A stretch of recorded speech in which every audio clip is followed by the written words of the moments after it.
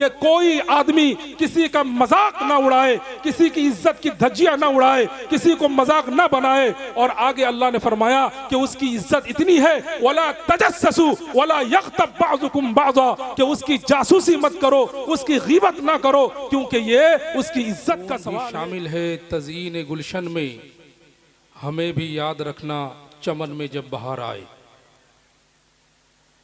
हुफ़ाज़ किराम की निस्बत से इस जलसे को सजाया गया, संवारा गया, और अल्हम्दुलिल्लाह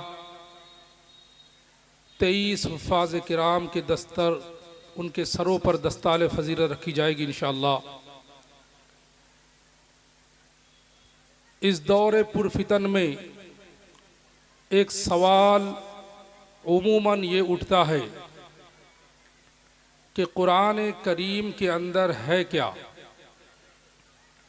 और कुछ लोग ऐसे बेअदब और गुस्ताख हैं जो ये कहने की जसारत कर लेते हैं, जुर्रत कर लेते हैं कि कुरान करीम में दहशतगर्दी की तालीम है, कुरान करीम के अंदर इंसानियत के हुकूक की पामाली है, नाउज़ु बिल्लाह। लेकिन मुसलमान इस कुरान करीम के बारे में बहुत कम जानता है। गैर मुसलमान, चाहे वो हिंदू हो, ईसाई हो या यहूदी हो या किसी और मजहब का मानने वाला हो, उन्हें तो कुरान का पता तक नहीं। लेकिन अफसोस का मकाम यह है कि खुद मुसलमानों को कुरान के बारे में मालूम ही नहीं कि कुरान में अल्लाह ने क्या फरमाया। और साथ साथ ये भी खुशी की बात है कि जो लोग आज मदारिस को जिंदा रखने के लिए बड़ी मेहनत कर रहे हैं, उन्हें अगर कुरान की सच्चाई, कुरान की हक्कानियत और कुरान में क्या है, अल्लाह क्या चाहता है, अगर उन्हें पता चल जाता तो अपनी जान को इन मदारिस के लिए कुर्बान कर देते। मेरे दोस्तों बुजुर्गों, एक इंसान की सबसे प्यारी चीज क्या हो सकती है?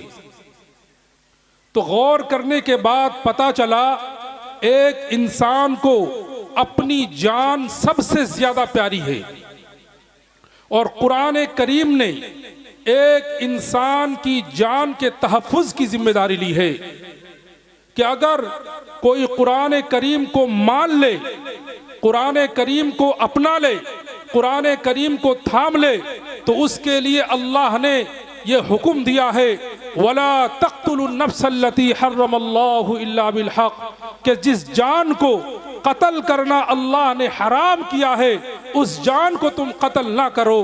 तो अल्लाह रब्बुल आलमीन ने ये आयत सूरह बनी इसराइल और आयत नंबर 33 में फरमाया, गोया इस कुरान करीम को जो मान लेगा उसको ये हुक्म है कि किसी भी इंसान का कत्ल तुम नहीं कर सकते। यानी इसके मानने वालों के पास से अल्लाह ने जमानत ले ली है कि तुम किसी का कत्ल नहीं करोगे। और आगे अल्लाह ने फरमाया, मन क़तल नफ्सन बिग़ैरि नफ्सिन औ फसादिन फिल अर्ज़ फ़कअन्नमा क़तल अन्नास जमीआ, कि अल्लाह ने मना किया किसी और को कत्ल ना करो, किसी और को बेजा कत्ल ना करो। उसके बावजूद अगर कोई किसी को नाहक कत्ल कर देता है तो उसकी कीमत क्या है और उसका नतीजा क्या है, और अल्लाह के नजदीक एक इंसान की जान की कीमत क्या है, वो अल्लाह ने बयान फरमाया कि अगर किसी ने नाहक किसी का कत्ल किया, गोया कि उसने पूरी इंसानियत का कत्ल किया। फ़कअन्नमा क़तल अन्नास जमीआ, पूरी इंसानियत का कत्ल कर दिया। और कत्ल की बजाय अगर कोई इंसान किसी की जान बचाए तो अल्लाह रब्बुल आलमीन ने फरमाया, गोया कि उसने पूरी इंसानियत को बचाया।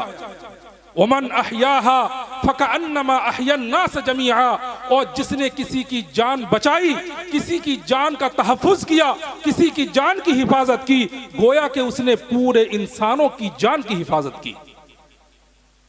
तो एक इंसान के नजदीक उसकी सबसे पसंदीदा चीज, सबसे प्यारी चीज उसकी जान है, और अल्लाह रब्बुल आलमीन ने कुरान करीम में इंसान की जान की हिफाजत की जिम्मेदारी ली है। और इसी सिलसिले में कि अगर कोई दूसरा कत्ल ना करे और बंदा अपने आप को हलाकत में डाल दे, अपने आप को मार डाले, खुदकुशी कर ले, आत्महत्या कर ले, सुसाइड कर ले, उसके लिए भी कुरान ने ममानत की है और उसके लिए भी कुरान ने उसको रोक दिया है। फरमाया वला तक़्तुलू अनफुसकुम इन्नल्लाह काना बिकुम रहीमा, कि अपने आप को कत्ल ना करो। वो तुम्हारी जान है लेकिन उस जान के तुम मालिक नहीं हो।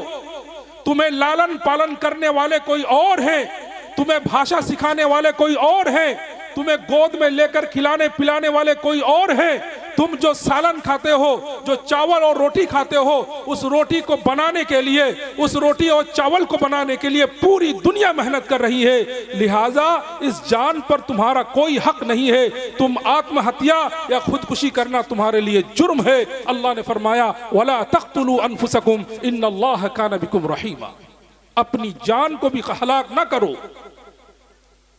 और इसी खुदकुशी के बारे में अल्लाह ने फरमाया वला तुल्कू बिअयदीकुम इला तहलुका, कि अपने आप को हलाकत के करीब न करो। तो अल्लाह ने इंसान की जान की हिफाजत के लिए तरह तरह की आयतें नाजिल की हैं, और खास करके वो छोटे छोटे मासूम बच्चे और बच्चियां जो माओ की कोख में होते हैं, अभी तक उनका वजूद नहीं हुआ, दुनिया में नहीं आए, और उसको एबॉर्शन कर दिया जाता है। इसकात हमल करके उन मासूम बच्चों की जिंदगी को खत्म कर दी जाती है। अल्लाह रब्बुल आलमीन ने उन पैदा ना होने वालों की जान की भी फिक्र की है। चुनांचे अल्लाह ने फरमाया व इज़ल मौऊदतु सुइलत बिअय्यि ज़म्बिन क़ुतिलत, अरब का दस्तूर था कि जब बेटी पैदा होती थी उनको जिंदा जमीन के अंदर दफना दिया जाता। उस वक्त की अदालतें खामोश थी और लोगों की जुबान पर महर सुकूत था, और लोग एहतजाज करने से बाज आ गए। किसी के जुबान पर आंदोलन नहीं, एहतजाज नहीं, प्रोटेस्ट नहीं। उस वक्त भी कुरान ने कहा व इज़ल मौऊदतु सुइलत बिअय्यि ज़म्बिन क़ुतिलत, ये एक जान है और इसको बगैर हक के नाहक इसको क्यों कत्ल किया गया। अल्लाह रब्बुल आलमीन क़यामत के दिन उन मासूम बच्चियों को एक सफ में खड़ा करेगा और उनके कातिलों को दूसरी सफ में खड़ा करेगा। अल्लाह ताला पूछेगा बताओ इनका जुर्म क्या था, इनको तुमने कत्ल क्यों किया। बिअय्यि ज़म्बिन क़ुतिलत। मेरे दोस्तों बुजुर्गों, और अल्लाह रब्बुल आलमीन ने कुरान करीम में मोमिन की जान की इतनी कीमत बयान की है, आप दंग रह जाओगे। वमन यक़्तुल मुअमिनन मुतअम्मिदन फजज़ाउहु जहन्नम खालिदन फीहा, कि जो आदमी जानबूझकर किसी मोमिन का कत्ल कर दे, फजज़ाउहु जहन्नम, उसका अंजाम और उसकी सजा कि वो जहन्नम में हमेशा हमेशा रहेगा। यानी चारों तरफ से अल्लाह ने इंसान की जान की हिफाजत की जिम्मेदारी ली है। और इन तमाम पाबंदियों के बावजूद, इन तमाम रुकावटों के बावजूद अगर कोई किसी का कत्ल कर दे, नाहक कत्ल कर दे, उसके लिए भी अल्लाह रब्बुल आलमीन ने कुरान करीम में बयान फरमाया वलकुम फिल क़िसासी हयात। आगे आयत है या अय्युहल्लज़ीना आमनू कुतिबा अलैकुमुल क़िसासु फिल क़त्ला अल हुर्र बिल हुर्र वल अब्दु बिल अब्द वल उन्सा बिल उन्सा, कि अगर कोई इंसान किसी आज़ाद इंसान को नाहक कत्ल करे तो कत्ल करने के बदले कातिल को कत्ल किया जाएगा। अगर किसी गुलाम को कत्ल करे तो गुलाम के बदले गुलाम को कत्ल किया जाएगा, औरत के बदले औरत को कत्ल किया जाएगा।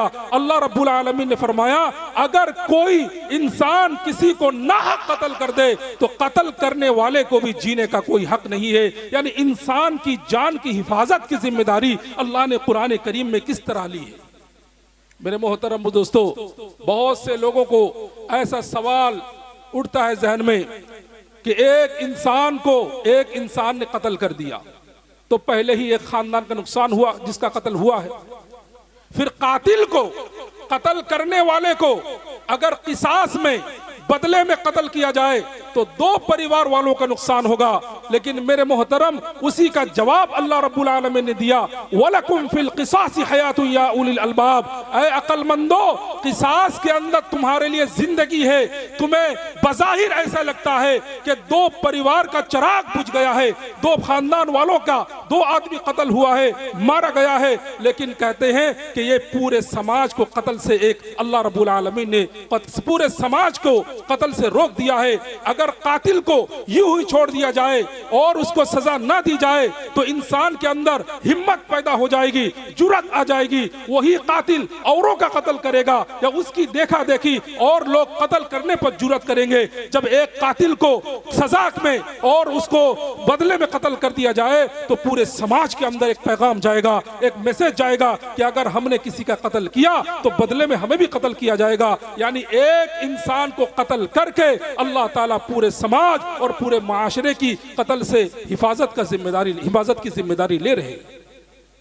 मेरे दोस्तों बुजुर्गों, ये एक इंसान की जान की हिफाजत कुरान करीम के अंदर है। और इंसान की दूसरी पसंदीदा चीज क्या है? उसकी इज्जत। और इज्जत की हिफाजत के लिए भी अल्लाह ने कुरान करीम के अंदर सुनहरे उसूल बयान किए हैं। अल्लाह ने फरमाया, ला यस्खर कौमुम मिन कौम असा अन यकूनु खैरन लहुम। कि आका अलैहिस्सलातु वस्सलाम के दीवानों, अल्लाह रब्बुल आलमीन ने सूरह नूर के अंदर फरमाया, वल्लज़ीना यरमूनल मुहसनात थुम्मा लम यअतू बिअरबअति शुहदा। कि जो आदमी किसी औरत पर इल्जाम लगाए, उसकी इज्जत को दागदार करे, उसकी इस्मत को तार-तार करे, उसको चाहिए कि 4 गवाह एक साथ पेश करे। अगर 4 गवाह ना पेश कर सके, अल्लाह रब्बुल आलमीन ने फरमाया उसे 80 कोड़े लगाओ और उसकी गवाही कभी भी कबूल ना की जाए। तो मेरे मोहतरम बुजुर्ग दोस्तों, अल्लाह ने इंसान की इज्जत की हिफाजत के लिए किस तरह का बंदोबस्त किया कि उसके लिए जासूसी मत करो, गीबत ना करो, मजाक ना उड़ाओ, वला तलमिजू अनफुसकुम वला तनाबसू बिल अलकाब, ताने मत दो और उसको बुरे नाम से ना पुकारो। ये सब कुरान इंसान की इज्जत की हिफाजत के लिए कह रहा है। मेरे दोस्तों बुजुर्गों, और इंसान की तीसरी पसंदीदा चीज है उसका माल, इंसान की जान, फिर उसकी इज्जत और उसका माल। अल्लाह रब्बुल आलमीन ने फरमाया, या अय्युहल्लज़ीना आमनू ला ताकुलू अमवालकुम बैनकुम बिल बातिल। ऐ लोगो, ऐ ईमान वालो, एक दूसरे का माल नाजायज तरीके से नाहक मत खाओ। और यतीमों के माल की हिफाजत की जिम्मेदारी भी अल्लाह ने ली है। और फरमाया, इन्नल्लज़ीना याकुलूना अमवालल यतामा जुल्मा इन्नमा याकुलूना फी बुतूनिहिम नारा। कि जो यतीम का माल खाता है, नाजायज तरीके से यतीम का माल खाता है, गोया कि वो अपने पेट में आग भर रहे हैं, आग खा रहे हैं। तो मेरे मोहतरम बुजुर्ग दोस्तों, इंसान की जान की हिफाजत, इंसान की इज्जत की हिफाजत, इंसान के माल की हिफाजत अल्लाह रब्बुल आलमीन ने कुरान करीम के अंदर बयान फरमा दिया। और चौथी चीज है इंसान की प्राइवेसी, निजी जिंदगी, कि वो प्राइवेट लाइफ में क्या करता है, उसकी इज्जत और उसकी हिफाजत की जिम्मेदारी भी अल्लाह ने ली है।